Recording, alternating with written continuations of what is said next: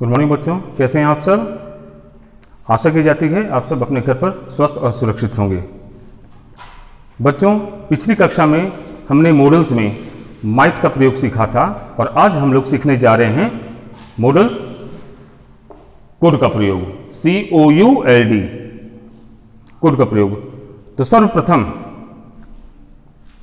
आप सब अपने हाथ में कलम ले लें और कापियाँ ले लें और लिखना प्रारंभ करें। सबसे पहले हम ये सीखेंगे कि कुड का प्रयोग किस टेंस में होता है, कुड क्या है, इसका हिंदी अर्थ क्या होता है और इसका प्रयोग कहाँ कहाँ होता है। तो चलिए आरंभ करते हैं। पॉइंट नंबर 1, कुड क्या है? कैन का पास्ट फॉर्म है। कुड कैन का पास्ट फॉर्म है, यानी कि कैन को पास्ट टेंस में कुड लिखते हैं। पॉइंट नंबर 2, कुड का हिंदी अर्थ है सका अथवा सकता था। कुड को जब हिंदी अनुवाद करते हैं तो उसका हिंदी अर्थ निकलता है सका। यहां सिर्फ एक रूप दिया गया है और कृपया इस सका और सकता था का सारे रूप माने जाएं, जैसे सका, सके, सकी, या सकता था, सकते थे, सकती थी, या सकती थीं। इतने अर्थ इसके होते हैं। वाक्य के भाव के अनुसार इनके अर्थ बदलते जाते हैं। ठीक है, अब आइए देखते हैं कि कुड का प्रयोग कहां कहां किया जाता है।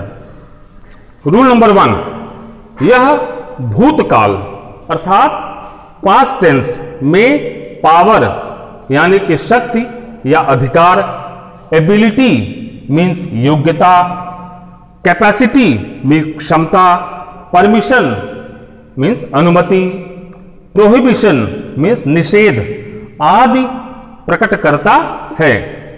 तो कुड का प्रयोग निम्नलिखित भावों को प्रकट करता है। For example, number 1, the manager could grant me leave. प्रबंधक मुझे अवकाश प्रदान कर सकता था। प्रबंधक मुझे अवकाश प्रदान कर सकता था। तो यहां पर क्या, कौन सा भाव प्रकट हो रहा है? पावर मीन्स यहां पर अधिकार। पावर के दो अर्थ हैं, शक्ति भी होता है और अधिकार भी होता है। तो यहां पर अधिकार प्रकट हो रहा है, माने कि मुझे अवकाश प्रदान करने का अधिकार मैनेजर को था, प्रबंधक को था। Example number 2, he could win the match. वह मैच जीत सकता था। एबिलिटी, यहां पर योग्यता दर्शाई गई है कि वह मैच को जीतने के योग्य था, काबिल था। Number 3, you could park your car here. आप अपनी कार यहां खड़ी कर सकते हैं, आप अपनी कार यहां लगा सकते हैं। क्या प्रकट किया गया है? परमिशन, अनुमति, अर्थात आपको अपनी कार यहां पार्क करने की अनुमति है, अनुमति दी जाती है। Number 4, you could not smoke in the bus. आप बस में धूम्रपान नहीं कर सकते हैं।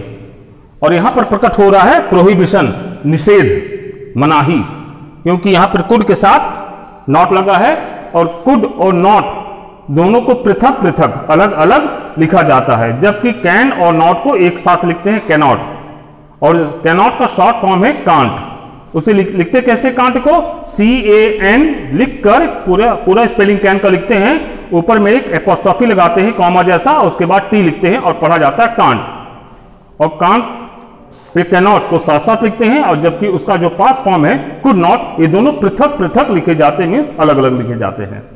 कुड का प्रयोग और क्या प्रकट करता है? रूल नंबर 2 देखें। वर्तमान, वर्तमान मीन्स प्रेजेंट टेंस में नम्र निवेदन मीन्स पोलाइट रिक्वेस्ट प्रकट करने के लिए जो कुड का प्रयोग किया जाता है प्रेजेंट टेंस में भी, लेकिन कहां? पोलाइट रिक्वेस्ट, विनम्र निवेदन प्रकट करने के लिए। For example, number 1, could I use your pen please. क्या मैं कृपया आपकी कलम इस्तेमाल कर सकता हूं? अब यहां पे पूछ नहीं रहा है, बल्कि यहां पे निवेदन कर रहा है कि क्या मैं आपकी कलम कृपया इस्तेमाल कर सकता हूं, मीन्स कि मैं आपकी कलम इस्तेमाल करना चाहता हूं। ठीक है ना, निवेदन किया जा रहा है, रिक्वेस्ट कर रहा है वो। एग्जाम्पल नंबर 2 देखें, could you tell me the way to the hospital? Could you tell me the way to the hospital? क्या आप मुझे अस्पताल जाने का मार्ग बता सकते हैं? क्या आप मुझे अस्पताल का मार्ग बता सकते हैं?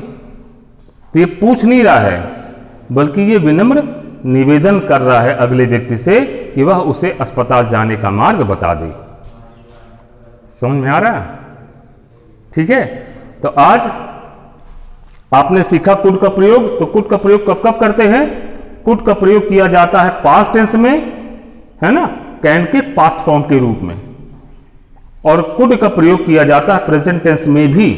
तो पास्ट टेंस में क्या प्रकट करता है? पास्ट टेंस में प्रकट करता है पावर, एबिलिटी, कैपेसिटी, परमिशन और प्रोहिबिशन। और जबकि प्रेजेंट टेंस में यही कुड का प्रयोग प्रकट करता है पोलाइट रिक्वेस्ट। तो आज के लिए इतना ही बच्चों। घर पर आप इसको स्टडी कीजिएगा और किसी भी प्रकार की यदि दिक्कत आती है तो आप पूछ सकते हैं। Thank you.